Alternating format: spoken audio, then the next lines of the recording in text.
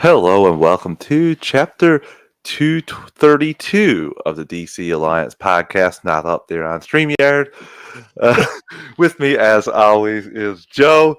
Joe, how you doing today? I mean, look, we should know that by now. That's their own fault for not checking that one out. Oh, I'm doing fine. It is stupid hot here. Also, my check engine light came on again for like the umpteenth time this month alone. So, Those can be so frustrating because it can be anything from a gas sensor and in the gas cap to something like for your engine that's falling apart. so Anything and everything in between. I've got a reader, Yeah. and so I see what it is, and I can usually fix it from there. And actually, ironically, one of those this month was because of the gas cap. So, but yeah, that is annoyingly frustrating. I'm getting I need new. I think I need a new vehicle. But I've had this one for 7 years. It's paid off, so I can easily go turn it in, get something new. But I also know I get the back half of my dad's inheritance next month. Ooh. So I could pull some money out of that to get a nice little down payment on the car. So I don't know. We'll see. Yeah, options. See. How you doing? I'm doing well, Joe. A little tired today. Was supposed to be recording earlier, but Allison's work threw a wrench into that. She had to stay a little later, and that was not possible. So that was a little frustrating. Good. Although I do think I have a bit extra win now than I would have if I've coming off another recording. So I'm going to just start with that and take that as a positive here. I'm excited because we got a lot of news. It's a lot since the last time we spoke. Yeah, we've been some busy boys. Yeah, and we've been some slow news, listeners, because there wasn't much. Now, we did post something on Monday, which was the animation catch-up for Kite Man. So that went out as a little makeup for missing and not putting out any exclusive Patreon content in the regular show feed. We decided to get together to record the animation talk. That was enjoyable. We still have some other things that in animation that we haven't discussed yet that we can... We'll get there in a month when I get the DVD. It always gets slower. DC can get slow, but things are picking up with Penguin and Superman and Lois coming up soon. So I think we'll be relatively busy for the time being, Joe. Before we get into all the stuff we had discussed, let me get the network plugs out of the way. So we are part of the Geek Ultimate Alliance with 7 shows in total. On Mondays, bi-weekly is Ranger Alliance. On Tuesdays is a walk through the multiverse. On Wednesdays is the Animation Nation. On Thursdays is Star Wars Alliance. On Fridays is Marvel Alliance. On Saturdays is DC Alliance. And Sundays monthly is World's Finest True Believers. Star Wars Alliance goes live on the Geekverse YouTube channel Wednesdays at 7 p.m. Eastern Time.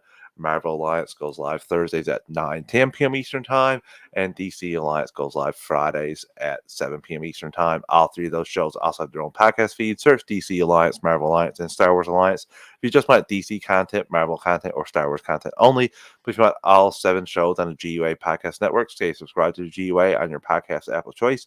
We also have a Patreon, 2 tiers, a $1 tier and a $5 tier. The $1 tier is basically a tip jar. You like what we're doing, you want to help us out any way you can. And the $5 tier is where you get your extras. You get your ad-free episodes, early access episodes, and Patreon exclusive episodes. Myself and Joe are going through all the DC films through the years. Our most recent entry was Stardust for August. Coming up in September is The Dark Knight. So it'll be fun to discuss that. We also have the Marvel Alliance guys, Chris and Brant, doing their Tales from the House of X, talking about their favorite Fox Marvel projects. They did a couple Deadpools, Logan, to build up for Deadpool and Wolverine. Now they've done the first X-Men. I think that came out this week on Monday. So I'm sure they'll do the next X-Men, of course. Be on the lookout for their contributions from that show. We also have their Infinity Saga show on the catalog for the patrons as well, covering the entirety of that. We have Joel's Multiverse Minutes. For right now, Joel's doing a Disney deep dive. Talking about not only the reviews for the film, but also some tidbits, some behind the scenes facts, and some of these films can be controversial. I know the biggest controversial one was a bit of a dud for you. No, bit of a dud for me. I was expecting it to be a lot worse, a lot more controversial. Gotcha. Yes. I see what you're saying. No, actually, fairly enjoyed that one. The biggest dud for me so far was the propaganda film that they made in 43. Which, yeah. yeah. But yeah, Anyway, check out Joe as he gives you some very fun entries for the patrons. We thank everyone that's a patron, but if you're not a patron, if you take a quick 30 to 60 seconds, rate and review the podcast on your podcast app of choice, it's always greatly appreciated. It helps other people find the shows, and that's always a good thing. Okay, Joe. Long week. They're half beyond listeners. So we were going to start the show talking about a trailer that came out this week for a movie, but we got some new news today. More importantly, recently, which, not gonna lie, puts a little damper on the Penguin coming for me in a couple weeks, because it's to say that Batman will not appear in the Penguin. Which we series. did speculate this. Yes. It's one of those things where we speculated that it won't happen, but then we also were like, well, it could be him just flying in the air. Like, it doesn't have to actually single. Yeah, it doesn't have to actually focus on, you know, Batman himself or Robert Pattinson's Bruce Wayne. But, you know, it's probably better that he's not in it at all. Like, we want to focus on the Penguin. We want to focus on what's going on with this crime world. So, I mean, it's nothing. I guess it's just kind of good. I'm of two minds of this show, because, you know, I like it to focus on just the Penguin and all that. But if you're telling this immersed story in this immersed world, and this happens just after the events of the Batman, you'd think Batman would be focused on organized crime, and the vacuum that 100% was going to come from the arrest that happened at the end of his film. Sure. Like, that's what is frustrating to me. You and I weren't asking for him to be in every episode, or even multiple episodes. Like, at the very least, have him come in at the end after the big events of the act. At least have him show up being like, "Oh, I was off on this, but I'm here now." Like, because explosions were happening, I got called, and I'm here now to at least, like, stop some of the stuff in the middle. You know what I mean? Yeah. Like, just, you could have him for a minute or two. Like, we're not asking. I don't need him to be in 5 scenes with Cobblepot talking about things. Like, even when you got him discussing stuff with Cobblepot before, I don't need anything like that. I just, again, when it's in this world and Batman is supposed to be this big detective, you think that while this crap going on, he is a little aware. But then you kind of lose the thread there, where if he's going to be a detective and focusing on why all of this stuff is happening, then you just have him in the movie or in the show, and then it's just a Batman show, you know? So while I agree with you, he should be investigating it. Maybe the reason why he's not is because he's working with Gordon to get the city back up, you know, after the dams burst and the water is taking over all. Like, maybe he's trying to help there. Like, did we ever get any confirmation that Jeffrey Wright's going to be in this as Gordon? No, we did not. We have so like that could still be a possibility. That is true too, and then maybe Batman gets the stuff brought to him in the Batman Part 2. Yeah, maybe that's definitely a possibility. Joe, him helping out. We got some quotes here for the writers too. That this came from GameRadar.com, and the author is Molly Edwards and Nick Sitchfield. Sorry. And it says the Penguin team explained why they didn't feel the need to have Batman cameo in the show. You're going down a different alley. So I'll get into the actual quote here. It says, what does that do to your storytelling? Taking Batman out of Batman's world. It says, I understand why people's desires would be to have Batman, or to think that unless Batman's in a show or a film, then it doesn't have the same punch. Penguin writer and showrunner Lauren LaFranc tells the magazine in a new issue. To me, I think it packs a different punch. Matt's films are through the lens of the Batman, so you're high up looking down on the city. Is a different perspective. With Oz, you're in the city streets, you're in the grit and the muck and the grime. He's looking up, wanting to claw his way to the top. That's a good quote. I do like that part about Matt's films are through the lens of Batman, so you're high up looking down on the city. It's a different perspective. Sure, but that also is not 100% true, because Bruce Wayne was on the street the entire time. Yeah, 100%. You know, he was doing a lot of work too. So I do like the fact about your odds are in. Yeah, he was in the city, basically in the grit, mucking it up at first too. Yeah. We got to see all that, Joe. You're right about that. I haven't watched the Batman movie since theaters. I need to go rewatch it. I watched it once with Allison, and she was met on it at home. We watched it too, and I enjoyed it. But honestly, I don't know how much repeat watchability it has compared to some other films. I think it's definitely repeat worthy. It's a matter of finding time. Like there's so much coming out that finding time to actually watch it again is the problem. On the game nails it too. Why do people want a possible Batman appearance spoiled for them? Yeah, I didn't need this information. I wouldn't want to know either way. I wouldn't be disappointed if you told me a good story and at the end Batman wasn't in it. It could keep up some of my speculation if we see him, or if not. But now we know there's no seeing Batman. Now myself and Joe look for any little Easter egg, like a bat single, like anything on the TVs with Batman. All that stuff interests me. But also on the game, people they want to complain, oh, Batman's not in this, why should we watch it? And then they also want to, I guess people just like being spoiled. That's true too. I hate the whole spoiling thing here. It's just and it's just the culture anymore, because look at Deadpool Wolverine.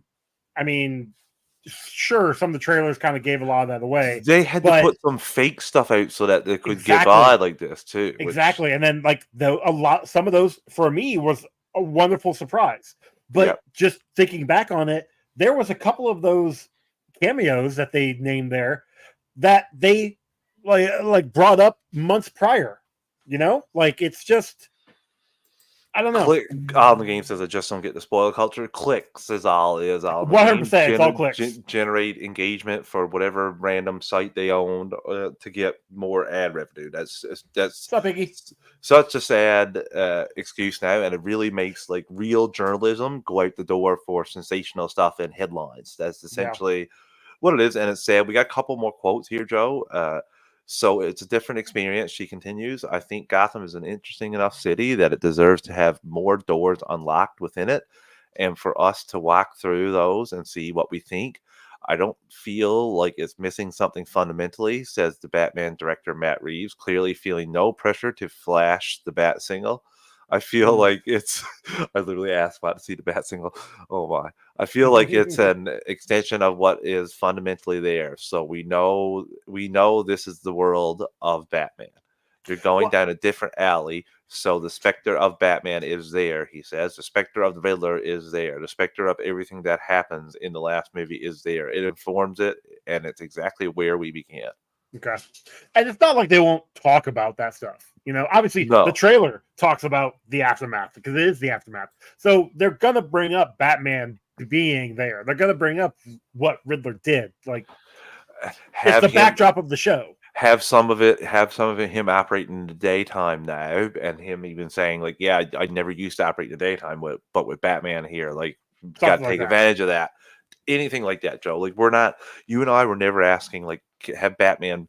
Now I think it would be additive, but you and I were never asking to have Batman following in the big final action set piece and like be involved and fighting in that.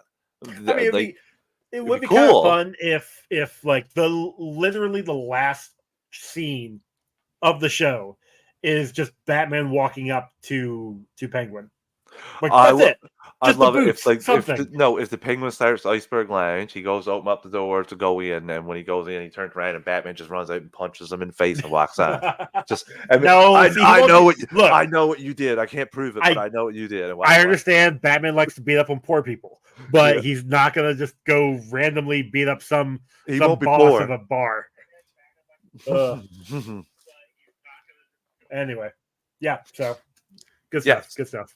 Yep. So I think the show will be fantastic anyway. It's not a big deal. Oh yeah, 100%. That's the case. It's just I'm with Al in the game more than anything. You didn't need to reveal this prior. The only thing I'm assuming is didn't want people to be angry watching this to see the Batman. Now you shut them away right away. You can't be angry, go watch and get to see the Batman now because you knew going in he wasn't going to be there. That's fair.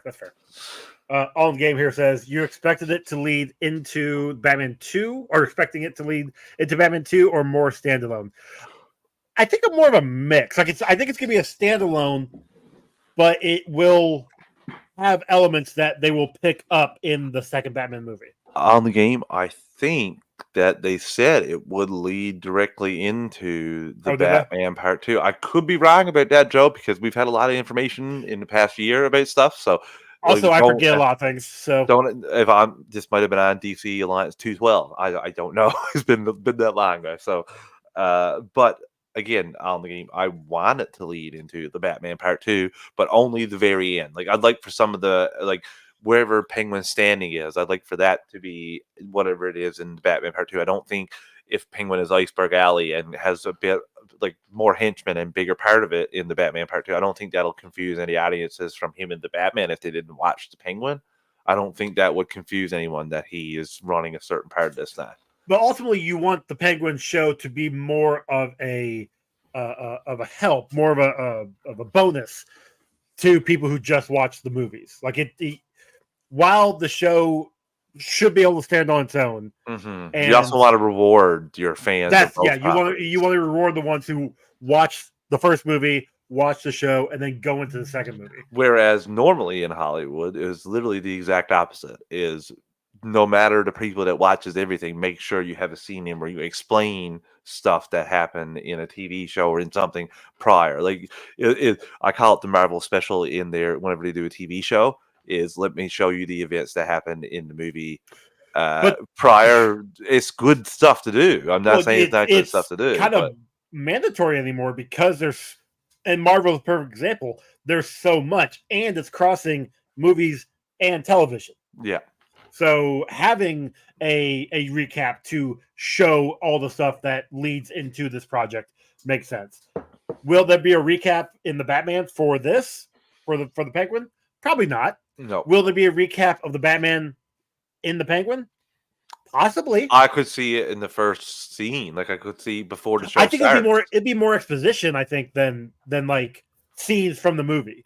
I think it's just gonna be like Penguin narrating what happened and why we're at where we're at and how he wants to move ahead. Yeah, that's definitely that's probably the more where it's not HBO. Yeah, that's probably the more standard thing they'll do here, Joe. To be honest with you, again, I'm really excited for this show. I can't wait. It's only a few weeks away now. September 12th. What 12th? Is that what it is? Okay. That there's like special showing on the 12th. Maybe I know that the leak scene came out of the Penguin. That I didn't watch it. I didn't watch it either. It came out. So we're again really excited about that. I don't think it's going to take away from the show at all, and I've got a feeling the show is going to be a huge mob Soprano style hit for HBO. Which again, DC could use a W here, so let's hope. Yeah, they do. Hope that's the case. Okay, Joe. Next up was our supposed to be main topic before this came down, which is the Superman. Whoa, that was loud. It's the Superman trailer. The Christopher Reeve story. Yep. Yeah, Super/Man, the Christopher Reeve story. Let me share my screen and we'll watch this. I watched this today for the first time while doing the show notes. So let me. Is it sharing on the screen? Ready. Okay. So closed captions are on, and they smartly do the opening of showing all his Superman stuff. And he was quite the athlete too. Back in the day. Yeah. And McQueen and Phoenix Rising was the director for this. I do love how you have the directors now here saying he convinced me he was Superman. I mean, let's be honest. Christopher Reeve was Superman in the 70s. 100%. And even after his accident was still Superman.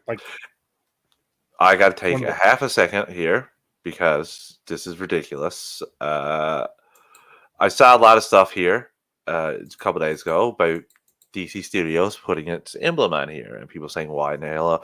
They did a lot after this was in the film festival to get they acquired the rights. They put a lot into this. James promoted this quite a bit. So the fact that some of these trolls are coming out being like, why do they even need to do this? This isn't really a DC Studios thing. To people that wanted to fail, of course. Those sad people. I just thought it was funny. I love the logo and I love it on here. I think it adds something to just to the promotion of this. So yeah, Richard Donovan here saying he convinced me that yeah, you'll be Superman. And look at him doing all this stuff. Isn't a mean backhand too? As someone who has a terrible backhand, that's a mean backhand. Yeah, we get his kids here talking, and he's not too bad of a skater too. Joe is a Canadian here. I mean, he was very, active even after he was done being Superman. He still acted. He still did stuff. Hell, I remember after his accident, he still acted. Obviously, he was in Smallville, but there was a made-for-TV version of Rear Window that he was in, and I watched that, and it was actually pretty darn good.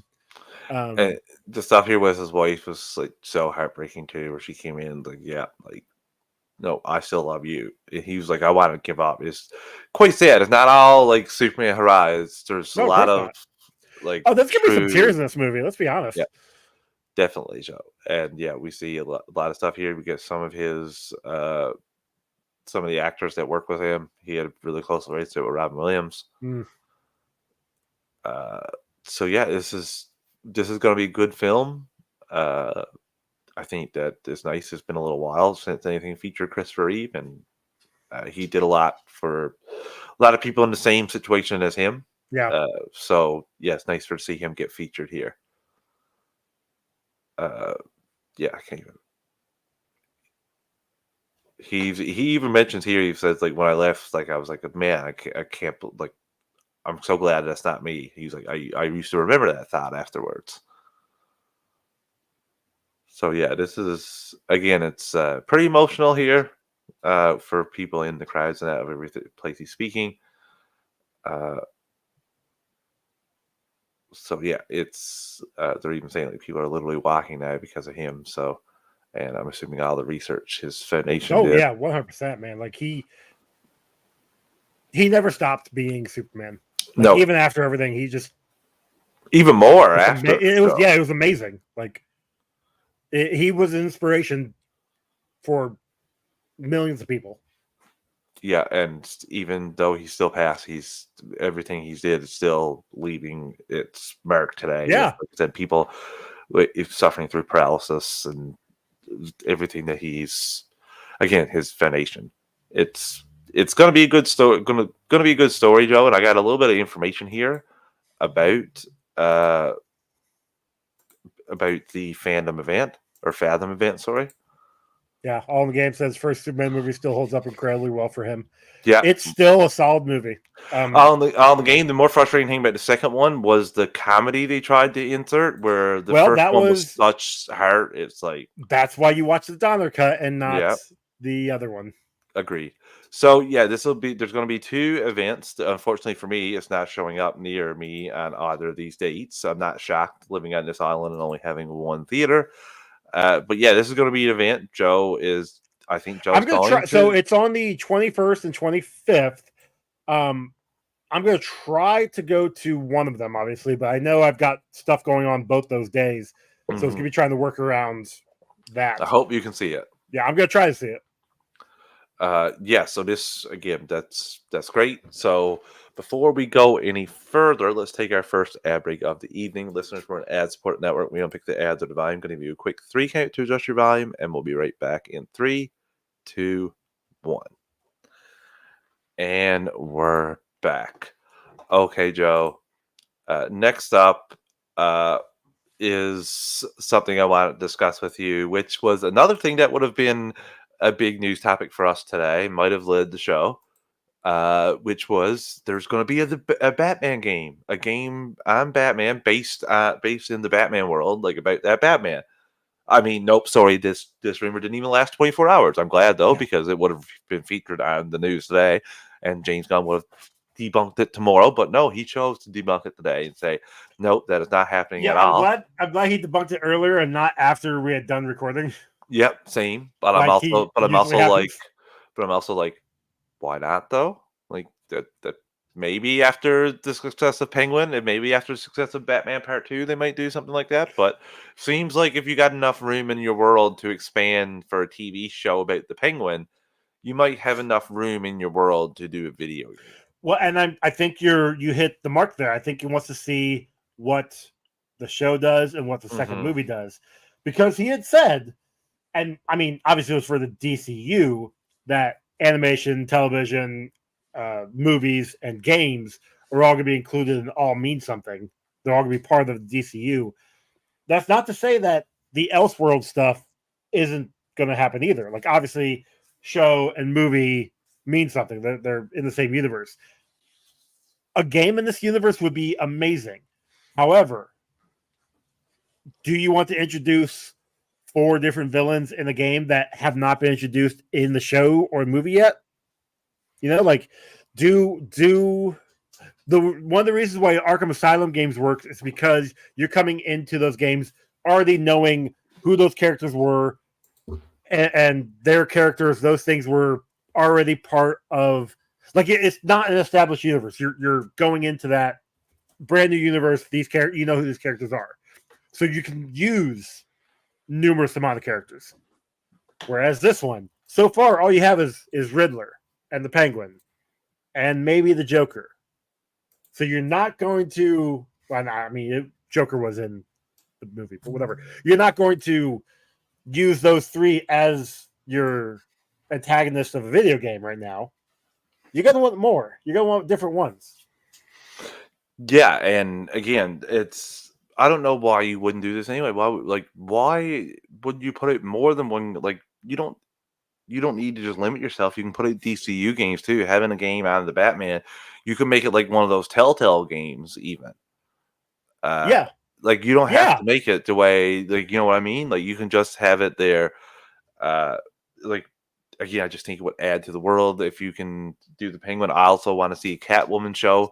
I don't know how this is going to shake out, to be honest with you, Joe. I do think there's part chance this could turn into like a little bit quasi civil war between DCU and Matt Reeves' Bat universe, depending on how much money is made by properties that we have coming down the pipe here. Because again, I don't trust this wouldn't be the case. I wouldn't have these thoughts if we didn't have the management that we have in place at WBD right now, who I think would change anything on a dime to make money. So that's the only fear here. And I hope that these two things can coexist. I don't want the DCU to make Matt Reeves stop doing his thing either. I think we can have two things exist at the same time. I think our feeble brains as consumers can handle that, having a Batman showing up in 2 different, but whatever. Yeah, but I mean, we as fans can handle that. It's the general audience that they're trying to get to see these things. But at the same time, though, superheroes are more mainstream now than they ever were. People know and can separate, these characters. And honestly, one thing that could that benefits that possibility of having 2 different Batmen, like in this, 2 different Batman movies going on, is the fact that Robert Downey Jr. is coming back to play Doom. Yeah. Like, oh, he was Iron Man. Why is he coming back here? Like, but he's not Iron Man anymore. You can have 2 characters playing the same roles.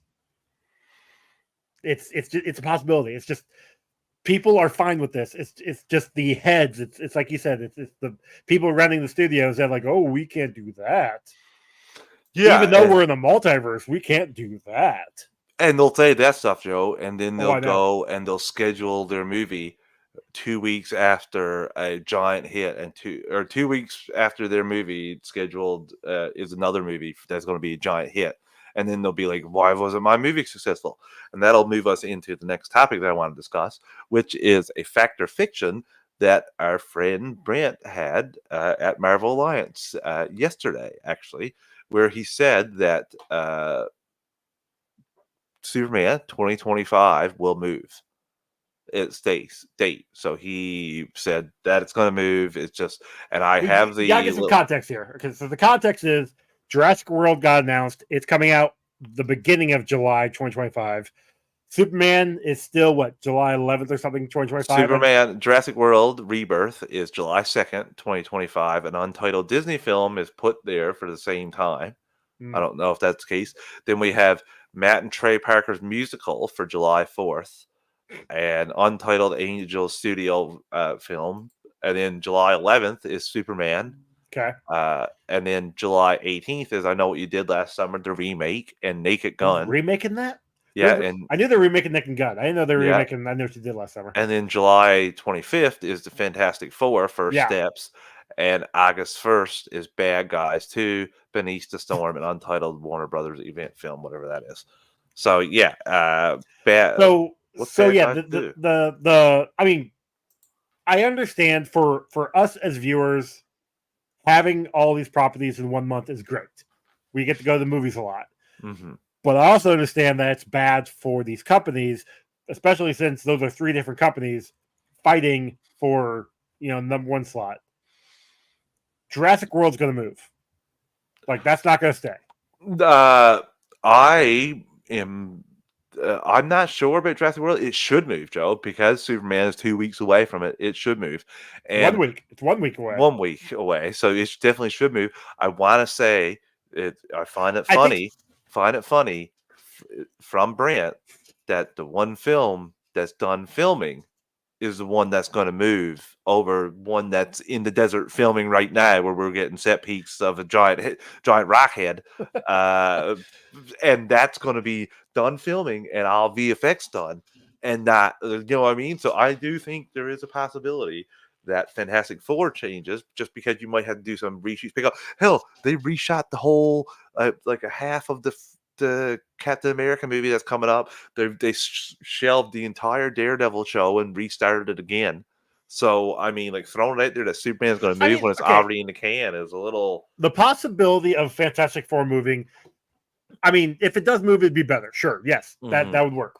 However, and maybe thinking, like, maybe I just spoke too quickly, but I'm also not a huge fan of the Jurassic Park movies. Or Jurassic, like, I've only seen the first Jurassic World. I haven't seen the other 2.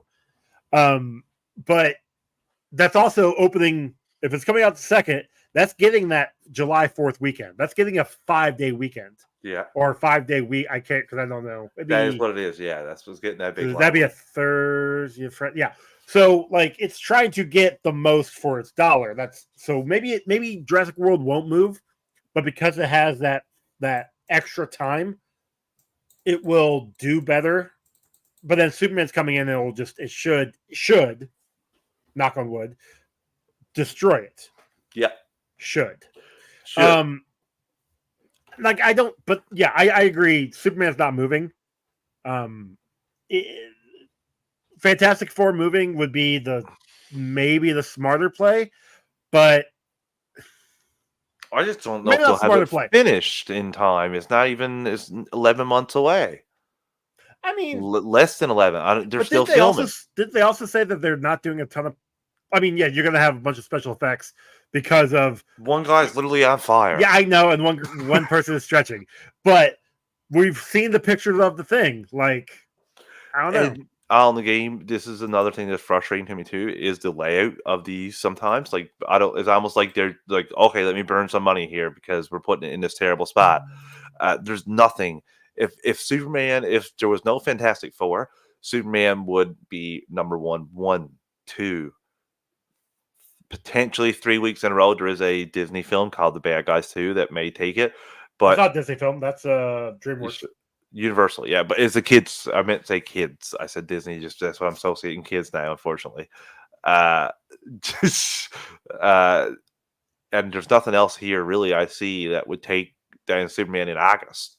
So, but I can also see Fantastic Four as people seeing being like, if we can get it out on July 25th, we'll have the entire month of August and into September where we're the main film. Exactly. That people will, and say what you want. There is a world where Deadpool only makes like $500 million because you have it sandwiched between 2 big films, and it's not going to be not success, but you might only get 2 weeks instead of people coming back and making it on week 7's the number 1 film at the box office.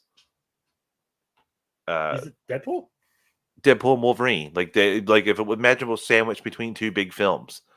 It wouldn't make. I don't think it would be on as run of a 6 week. I disagree because of the movie itself and everything behind it. Like, Deadpool has always had a strong backing, no matter where it's been. Yes, but I'm saying that it would have been more likely if you had a really good film on week 3 that it wouldn't have been number 1 on the 3rd week anymore. It would have got replaced. It was still made money and kept trucking along, but it's just not made as much when you have nothing else that's anywhere near to go see it.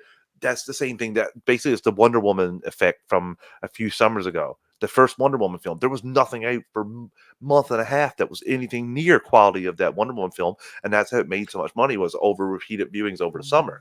So but that was also back in 2017, before we had literally a superhero movie or even like a big blockbuster movie all the time. Yes, and that's what I'm saying. And then also didn't have, like, 2020 didn't help either with that. Like 2020 stopped everything, and everything had to be on hold. So that's why 21 was so bombastic with all of these movies. Every single weekend having a big movie. Because there was just, everything was backlogged. Yeah, and there's November. There's not much in November that is here either. Like, I could see Fantastic Four moving to there too, November 2025. The only thing about that is it got all the stuff struggling along with it that you don't know what's connected. You don't know if Doom is going to be showing up in that moves along the film for the film in 2025. So a lot of questions I have for moving things, but it's also going to depend on when they get done filming. Yeah, that's the thing, and because they need been in the can for a while. They need that time to get those effects. Like, they don't just happen, overnight. Like, they need time to do it, to work on this stuff. And like I said, it'll suck for Superman if Fantastic Four does not change its date. I don't see, if I'm Brent, I don't see WBD moving it, Brent, and the main thing for that is the money. They're not going to wait any longer to get money and cash. They're still literally selling off their stuff, like licensing off their stuff, like the Batman to Amazon Prime, to get cash because they still have too much debt. Plus, I don't think they're going to push that in the film down the line. That day has like some significance to Gunn, doesn't it? Well, I don't know if it has significance. He's put out about 75 times. Superman will release July 2025. Grab your capes for July 2025. Yeah, but then he also said it was going to say, like, didn't he originally say it was going to come out in May? Or I don't know. Or something? I just know, like, when he started putting in dates, it was July. So, okay. But I hope to see it. Would be nice. I don't care if Superman comes out. At the time and in Fantastic Four does, but I don't think it helps the DCU going forward if Superman gets the knees cut out, legs come out from under. No, look, if Superman gets 2 solid weeks and then that third week it drops significantly, the DC universe is Superman needs to make $700 million now. On change from 660 to 700, it needs to make the Batman money or dump. It's only because it's Dum because Dum might look over and be like, well, we got this other director here who's doing superhero stuff, and he made $700 million on his first film, and he has a critically acclaimed TV show now too. Maybe I'll get him to do stuff instead. I don't know. I don't trust this guy. Like, it's always stock buybacks and just shadiness. Overall shadiness. Honestly, we've said it before. I'll say it again. They should have just stopped everything. Wait. Like a couple years, let the hate or let the vitriol die down from the previous Reeves universe. Do Batman stuff, and then start over. Let Reeves do his stuff. Let Joker do his thing, and then start over. The unfortunate thing for that was financial side of things. They can't. Sure. Exactly. There's no possible when they're in the situation they're in, if they were a well-run organization, they could do that. Like, if there was a property that Disney had, Disney could put it on the shelf for 3-4 years and be like, okay, we won't disappear in the meantime. So we can revisit this in a couple of years when things are but the thing is, though, Disney doesn't have that problem.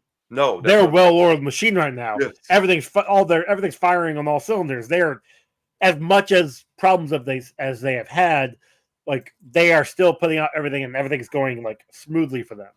DC has had a problem ever since they kicked Zack Snyder out, and they just haven't been able to ease that side that's angry and move forward. I'm still hoping that. I'm excited for Superman. You and I are. I'm just apprehensive about the DCU going forward because of the person that's the head of WBD. That's the only reason, and the debt, the massive debt. Well, I mean, that's not the only reason. Yep, that too, but it's also the idiots who are gonna just bomb it without even, like, what they've been doing over all this stuff.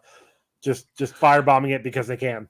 Yeah, but again, I will say that there are two sides. Joe's right about the side because I actually see people I've seen people that wasn't tweeting, like gave up on Twitter, literally take their sabbatical and come back to Twitter to complain about the Acolyte. So, and that got a lot of hate. But in the end, the writing wasn't great. The show was fine. In the end, it was because of the numbers, and I don't know how to tell this, but you shouldn't be pumped to have the same number on the pilot and the same number in the season finale. You want to have more on the finale. You want to have a lot more. You want to have it didn't go up as much as it should have, especially with the price tag. You need, but also the problem was it started here for the premiere, and then dropped, and then came back up for the finale. But yes. Usually those are your two high markers, but you would like to see an increase from the one to the end. Yeah, so. It shouldn't look like a Tony Hawk like half pipe. It should actually be like a mountain.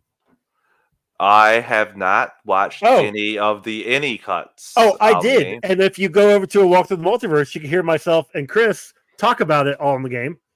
This was a couple weeks back. I mean, we didn't do a ton of spoilers, but we did talk about some of the differences because a few months back, we actually did cover the PG-13 cuts. So yeah, go check out Walk Through the Multiverse. I haven't watched that yet. Maybe one day. I haven't. That's just, it's tough for me to even get the time. But I'll just give you this.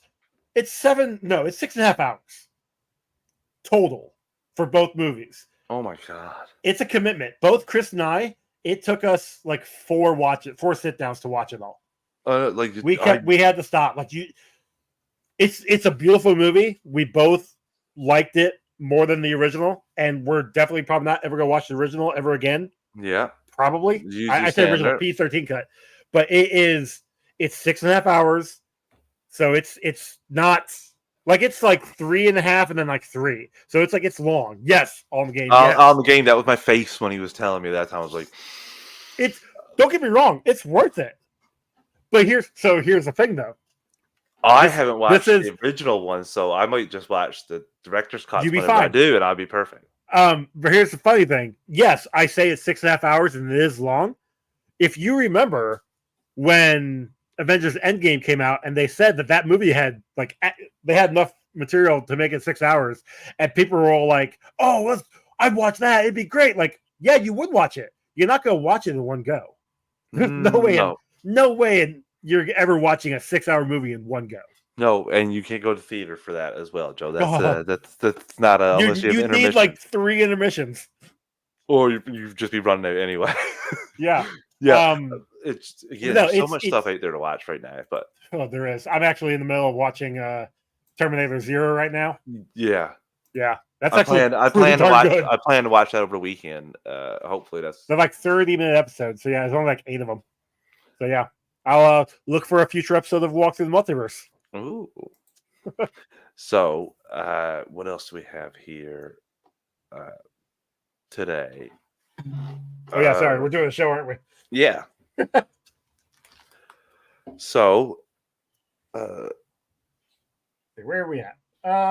James Gunn shares the first look at Skylar. I don't know what's his last name. Gizondo as Jimmy Olsen. Yeah, looks like Jimmy.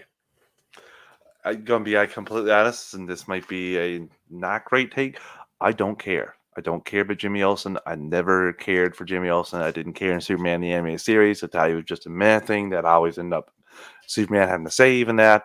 I was not crying one bit that he was not in Man of Steel. I was not crying one bit that he wasn't a CIA agent was killed using the name Jimmy Olsen, and I wasn't one of those people like Superman on film that took this picture and put it greater than that picture of the CIA agent and said it's about time that we had this conversation, which is absolute lunacy to have. That's just the most childish of childish things to be doing right now. We haven't even seen anything of anything. But to think that is the same Jimmy Olsen that was in BVS is just hilarious to me. So, yeah, I don't care about Jimmy Olsen, to be honest with you, Joe. That's not going to make or break this Superman film for me. It might add a little bit to it if his character's done really well, but it's not what I'm going to the film to watch. Jimmy in live action hasn't. I'm not going to say he's been terrible, probably the best rendition was Supergirl. Yeah. Yeah. Agreed. And that was only for the first season, couple really. seasons until he turned into Batman Light. That was it. Other than that, like Jimmy Olsen has just been there. Like he doesn't really do anything. Jimmy Olsen in the comics, though, Jimmy Olsen in the comics is a totally different like being, and we're never going to get that because that comes with 80 years of backstory. Yeah, to get his own, he had his own comic. So I'm not saying he's not popular. My pal Jimmy Olsen. I just don't care. Like, it's not a character I care about. I don't think I'm pretty sure the only reason Gunn shared this picture of Jimmy was because, well, gotta share something from the set. So I don't want to give away all of the other heroes, and I don't really want. We've already kind of seen Superman. We could do a Lois. Nah, let's do a Jimmy Olsen. But yeah, like I said, I don't really could care less about Jimmy Olsen.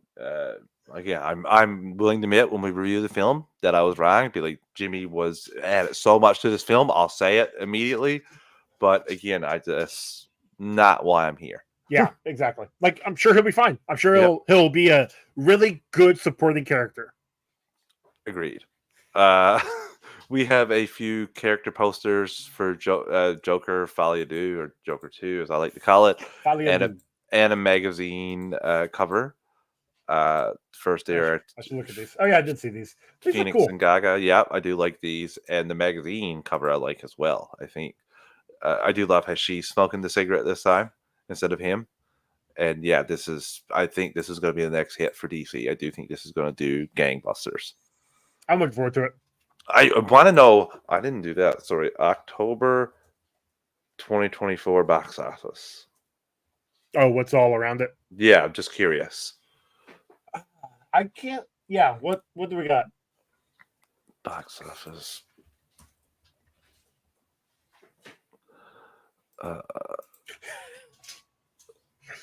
All in the game says, "Watch Jimmy make Travis tear up in the movie now." Yeah, the game. I'll admit it too. I'll come in and I'll say, he got me, guys. I actually was crying. Like, he got me. I am not one to. I can't remember what animated show I watched the other day. It was like one episode, and I started getting emotional. And I was like, I've seen this like 7 times. Like, what am I doing here? Just got into one of the speeches, and that was it. So, ever since Oliver 2, I'm not a hard mark to get that. So, it's not showing up here, which sucks. Can't find it. No, it's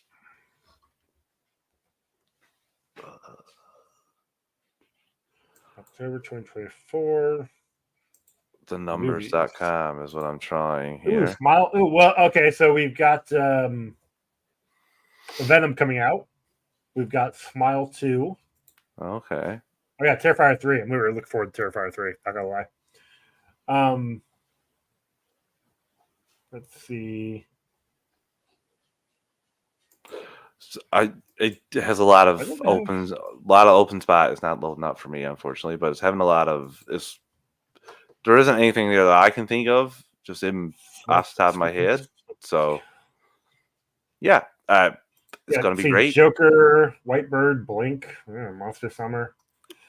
Ooh, VHS Beyond. I think Joker's going to be successful, Joe. I think it's going to be critical and Saturday night. Darling. Okay. Yeah, honestly, and I'm not saying that Venom is going to do. I'm sure Venom's probably going to do great if we're being honest.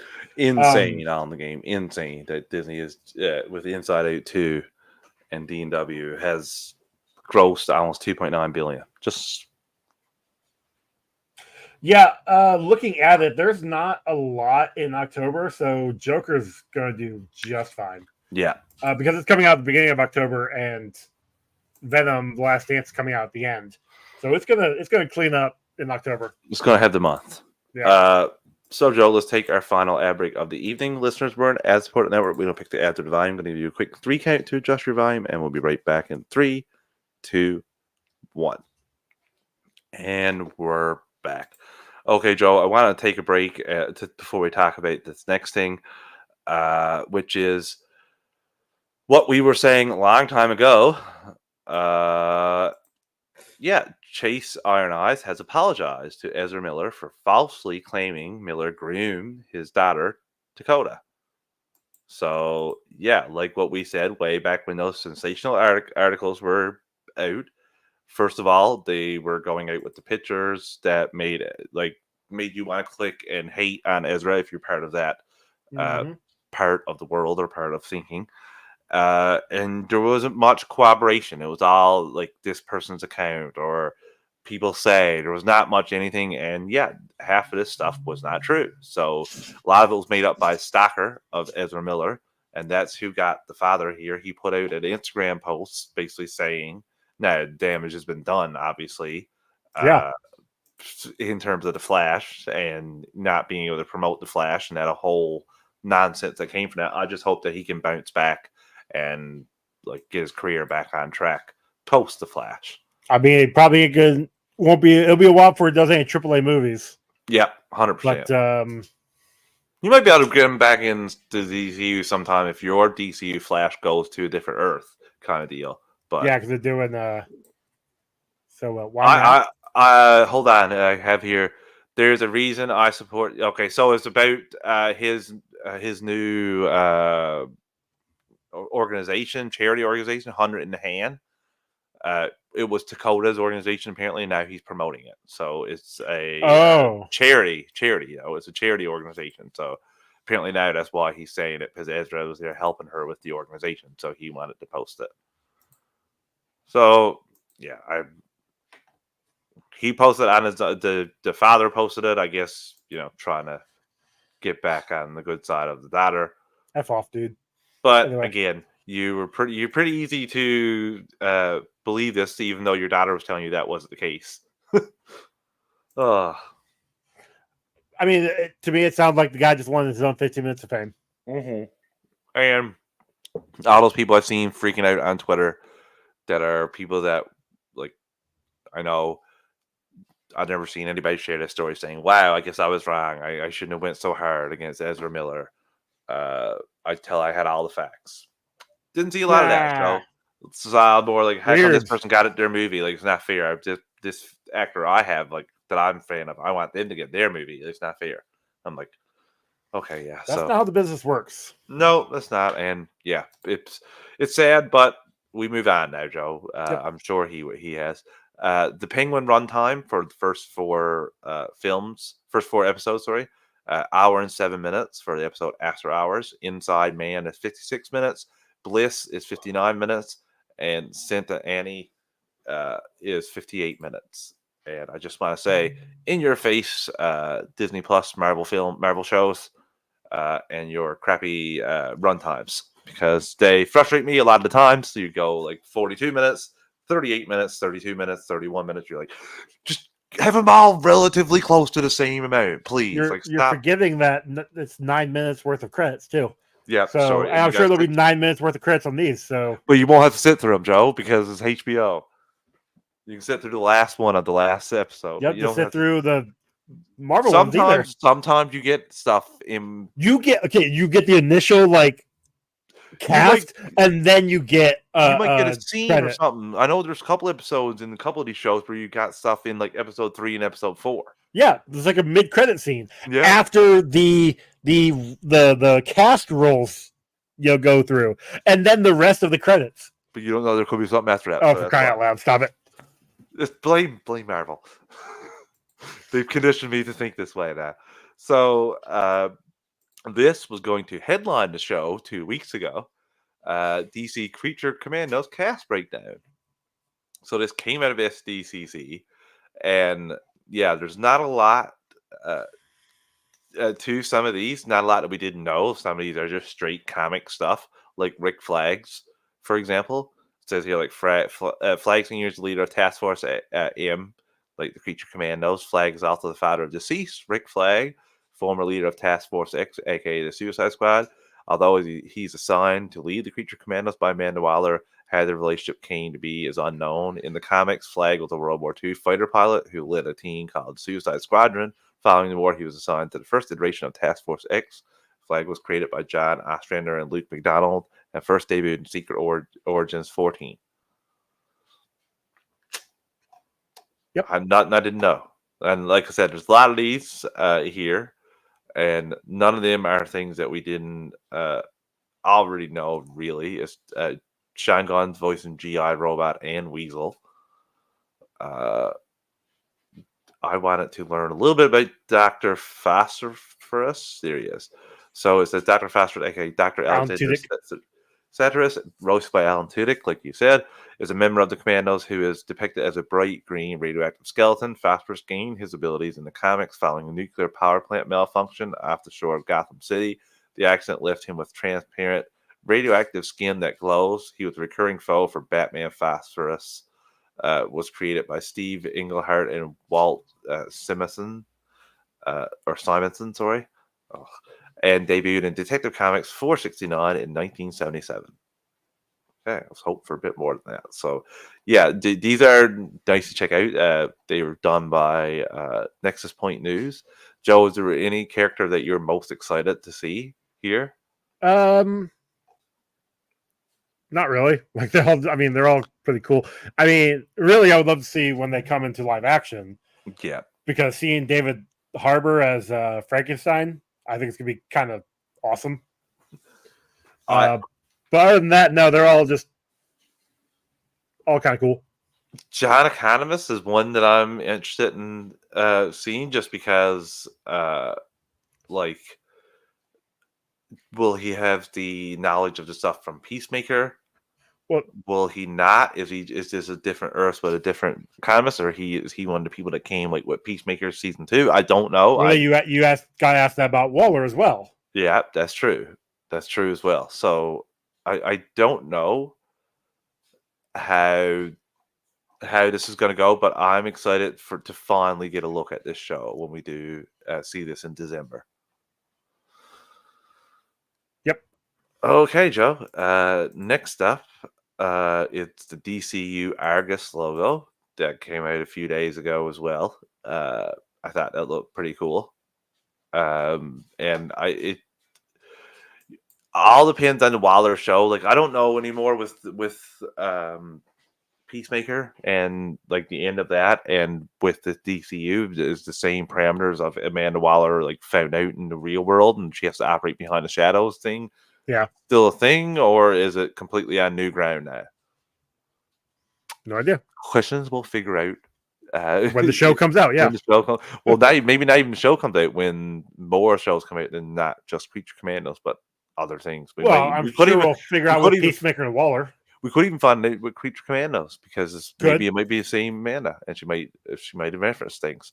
So there's a couple quick hitters here that that are half rumor, really.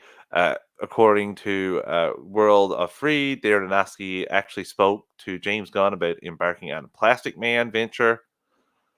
I would love to see Plastic Man, but I got my doubts about that.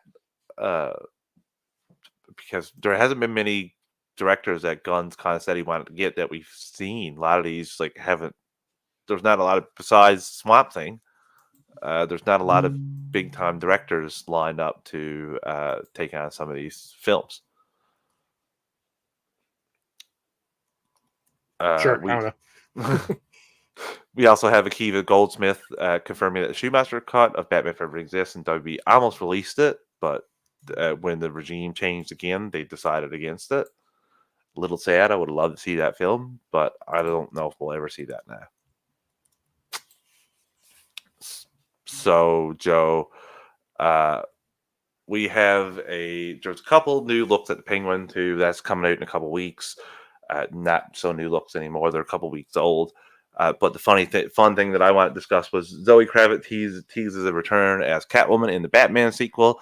There was definitely people who thought it was a mistake about focusing on other projects instead of immediately capitalizing on the Batman success. But I think Matt is writing the Batman sequel right now, she says. So, and in that time since then, Reeves has come out and basically confirmed as much, and just said he's taking a little bit of a break right now with the Penguin stuff, and he'll be getting right back into it.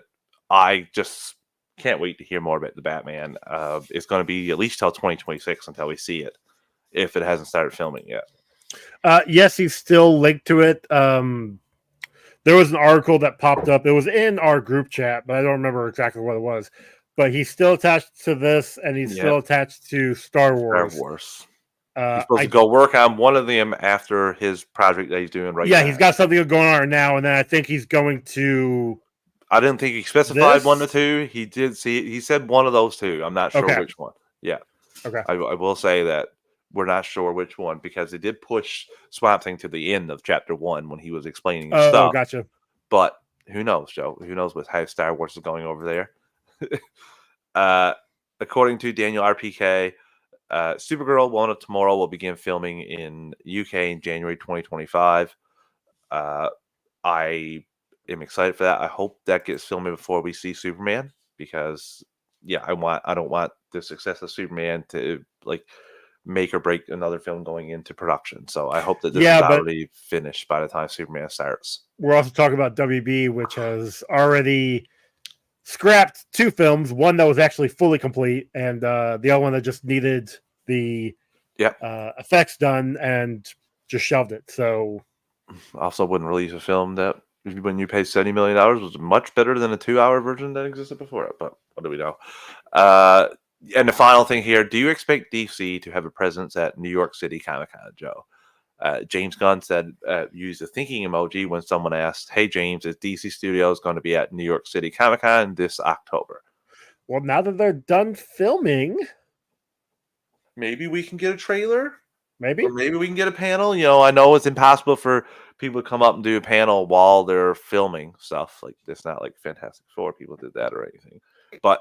I know it's impossible to do. So now that it's over, maybe we can get something. I'd like to see something from Superman soon. Not soon, but before the new year. Yeah, that would be nice because it's a 6-month type. So Joe, that pretty much wraps up everything. We had a couple Smallville. Oh, you forgot the one news I sent you in our chat. Oh yeah. Okay, so. Sad news, although not shocking news. No, I guess we'll end on a somber note here for the news. Dead Boy Detective has been canceled at Netflix. The series aired its one and only season at Streamer on April 25th. I will say that I enjoyed the show. I didn't think there would be another season. Yeah. Just because it was not in the top 10 ever when I got on, but. And it's also one of those things where because it wasn't Netflix didn't push it. Netflix didn't advertise it at all. Stranger Things, Sandman. I'm trying to think of a couple of the other big ones they had. They advertised that stuff. Mm-hmm. You would see those commercials for these big shows, big movies. This had nothing. The show opened well, relatively speaking, remaining in the Netflix top 10 English TV charts for 3 weeks after its release. It peaked at the number 2 spot the week of April 22nd to 28, but managed just 3.1 million views in the first 3 days of availability. Netflix defines a view as total series runtime divided by total hours viewed. It dropped to number 3 in its first full week of availability, but rose in total views to 4.7.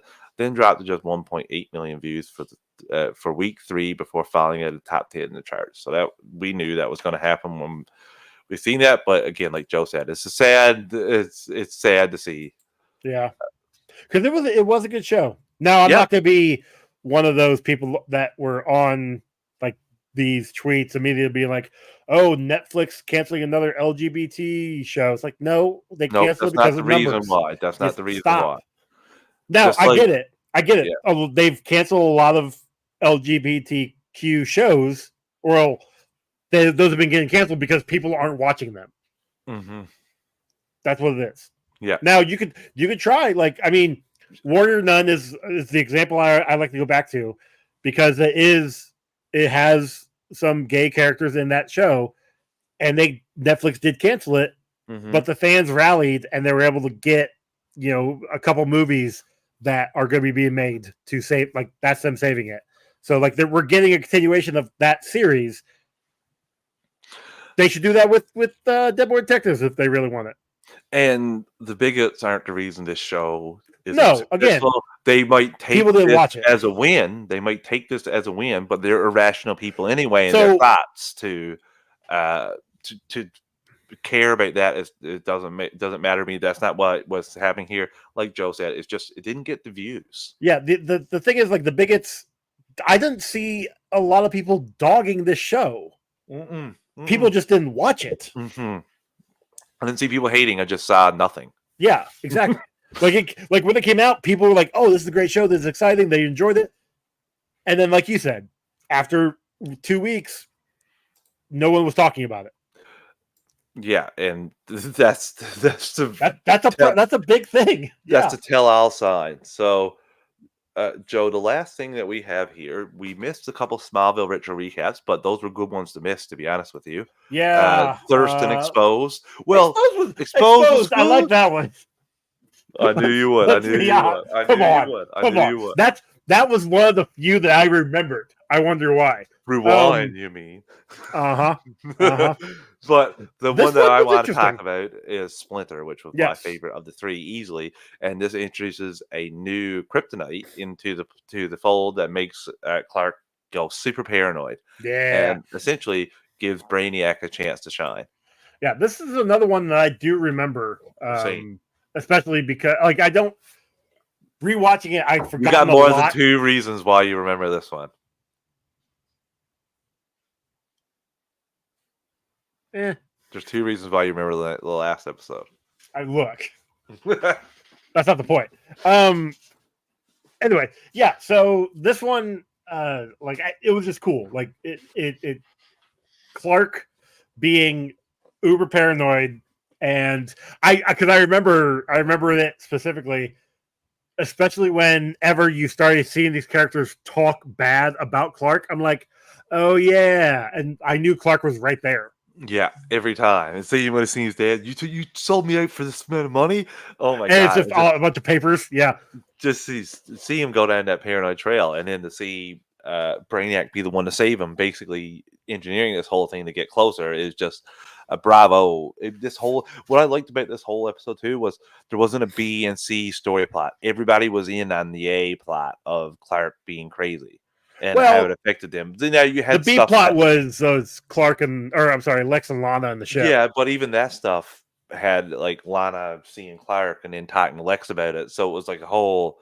The main plot was the main plot. Yes, it was throughout the whole thing. Yeah, and it put people in the positions they were in after, and we didn't have to go to a C and a B and C plot too much. Which was the main thing there. I really loved this episode. I thought it was great, and it was definitely better than last two. Oh my god, it's best episode first of the season, was so I think. Freaking stupid. It might be the best of the season. Well, as of right now, because when we get to the mid-season finale, I just meant for right now. Because that one was a good episode. Yeah, no, God, no, it's not better than like episode 12 of this season or anything like that. So yeah, but I think it was the best episode so far of this season. Yeah, I'd have to agree. This one was probably up there. Aquaman maybe was the other one that I think Aquaman's up there. Aquaman's top. Like it's in the top couple 3, but yeah, no, this is probably the best one because we get fine Brainiac being like manipulative and Clark has no idea. And literally everything that he does, he doing all this to get Clark to do something in the next episode. So I watched the next episode. Oh, okay. So yeah, literally every reason, like everything why Brainiac's doing this now instead of killing Clark there at that moment when he found out that he didn't think the same about humans and stuff. It'll all make sense in another episode. Yeah. So, and I forgot about that too when I watched. I was like, oh yeah, that's okay. Yeah. So. Oh yeah, no, like every episode that we're watching, like I remember it as I'm watching the episode. Yeah. I don't like other than the mid-season finale, the 500th episode, because that was such a big episode. I don't remember much of this season. And I'm really interested because of this. If Lex and Clark are going to know each other in this Superman world, like know each other, like have a bit of a relationship in the movie. Okay. I'm wondering if that's going to be the case. There are many different avenues you can take. There are many different storylines where they did know it when they were kids. I don't think we've seen that in live action. We haven't. We've seen it on TV, but I don't think we've seen it in live action where like they were friends. Like Clark Kent was friends with Lex Luthor. Other than Smallville, no, I can't think of a live action. Because like it has happened in the comics where they were friends when they grew up together as friends, and then when they got older, they drifted apart and became enemies. So it'd be kind of cool. Yep.